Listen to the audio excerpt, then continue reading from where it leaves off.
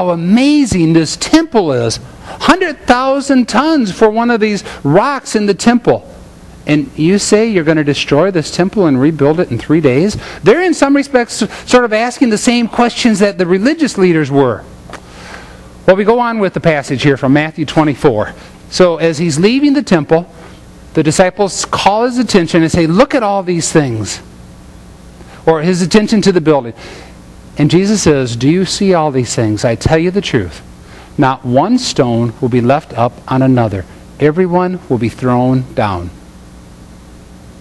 In 70 A.D., Josephus, who is a Jewish historian working for the Roman government, so like a Jewish sellout for the Romans, Josephus talks about the fact in 70 A.D. when Rome came in and demolished Jerusalem, which they tore the temple down. All that's left is what we see up there. 1 million Jews died by starvation, died by crucifixion. 1 million. Or by the sword.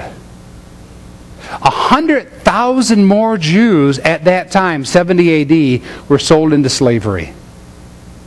Just think about that number. I mean, I think about it. It boggles my mind. You know, we think about the destruction of Jerusalem 40 years later and think, oh, the Romans went in there and destroyed. 1 million Jews, they estimate, died by the sword, by crucifixion, or famine. Josephus talks about the fact that many people reverted into cannibalism in Jerusalem during the 3-year siege. Into cannibalism. Eating their loved ones who were dying or who had died. Another 100,000 were sold into slavery.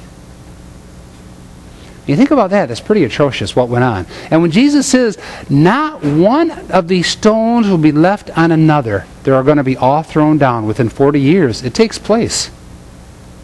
Jesus is sitting up then on the Mount of Olives. So what we saw in the picture, he's sitting up on the Mount of Olives with the disciples, and he looks down, and the disciples come to him and say, Jesus, Rabbi, Master, tell us, when is this all going to happen? I mean, don't we today?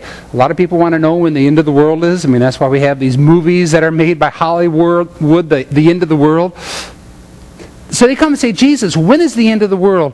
And he has the next 2 chapters to talk about the end of the world. And he says, it's interesting, in verse 4.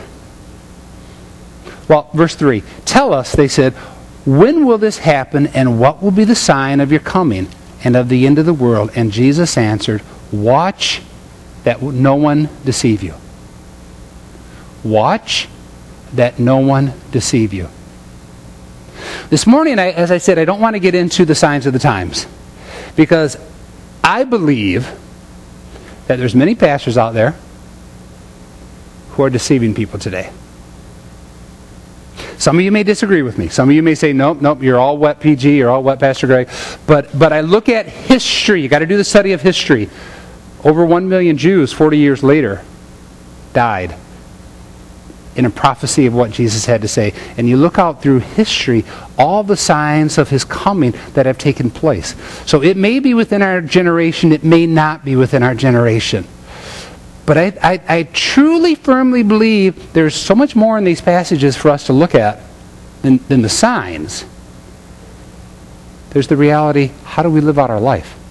How do we, as verse 4 says, watch that no one deceive you? If we go on to, just flip over to Matthew 25, if you have your Bibles open. Matthew 25, verses 21 and then verse 23. Matthew 25, 21, 23. We're going to talk a little bit later about this parable of the talents. But this parable, Jesus says that the master says to the 2 servants who have done well with their talent. You got to remember, a talent is not what we think of a talent. Here, a talent is money for these people. When the master returns from the journey after he had given 3 servants so much talent, and 2 of them used it well, verse 21 and verse 23, he says, well done, you good and faithful servant. Well done, you good and faithful servant. You have been faithful with a few things. I will put you in charge of many. Come and share your master's happiness. The question is, to me, out of this Mount Olive discourse, which is begged to be asked, is not necessarily what are the signs of the time, but how do we watch for it? And within our watching, how do we act? How do we live our life? Not just act, but how do we live our life so that we can hear the words, well done? Well done. I mean, how many of us as kids, if you can recall back when you were a kid, maybe your mom and dad took off for 3 or 4 days, and when they got home, didn't you want to hear the words, hey, you did really well while we left you home alone? And you don't want to hear the words, you really did bad, I'm never leaving you home alone again. But we want to hear the words, hey, you did well. Well done. Aren't those some words we want to hear from the Lord? Well done, my good and faithful servant. So the question that gets begged here, in Matthew 24:42, he says, well done, is watchfulness. Watchfulness. What does watchfulness mean? And I know I've said this before. I love my name, Gregory. Because the name Gregory means... I've said it quite a few times over 13 years. Some of you know what? Watchful. Yeah, you guys were in the Bible study on Wednesday, huh? Gregory means watchful. Watchful. I think the question we need to ask ourselves is, how are we watching so we can live our life in a way that we can hear the words, well done? Well done. I have just 8 ideas. And I could list off many, many more. And probably some of you could come up here and give even 8 better ideas than what I have. But most of these ideas come from these next 2 chapters, Matthew 24, Matthew 25, of how we're called to be watchful for the Lord.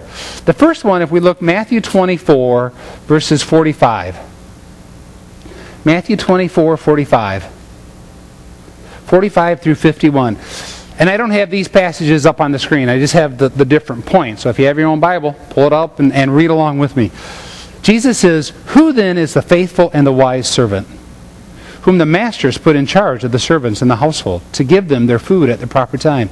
It's good for that servant whose master finds him doing so when he returns. I tell you the truth, he will put him in charge of all of his possessions. But suppose that servant is wicked and says to himself, my master's gone a long time. Man, I'm going to eat and drink and get drunk and go party with other people. But then the master comes home and he's not aware of it. The master will cut him to pieces and assign him a place with the hypocrites, where there's weeping and gnashing of teeth. I think in some respects here, within these 2 chapters, one of the first ideas of how to hear the words well done and to be watchful is to know that you and I are stewards. We're stewards. You know, we talk about the fact that we give a 10% of tithe to God. The reality is God owns it all. Everything I have, it's not mine. I may have my name on a house. I may have my name on a couple of cars. I may have my name on a few different toys, but it's not mine. Reality, it's God's. I'm simply a steward of it for this point in time. But there's also something else in these verses that this past week it hit me. The steward here needs to take care of the household, the other servants, and then the family in that house. And it hit me. How am I being watchful? How am I going to hear the words, well done, with how do I treat my family? You follow me with that? I'm a steward of my family. Steward of the older kids, of the son-in-laws, the daughter-in-laws. I'm a steward of the stepdaughters that I have. I'm called to be a steward of the family. And the question is begged to be asked, how am I living out my faith? How are you living out your faith in your family? Now, that doesn't mean that we can force our children to accept Christ someday, but it's how do we live it out How do we live it out in a pleasing way that prayerfully it draws them in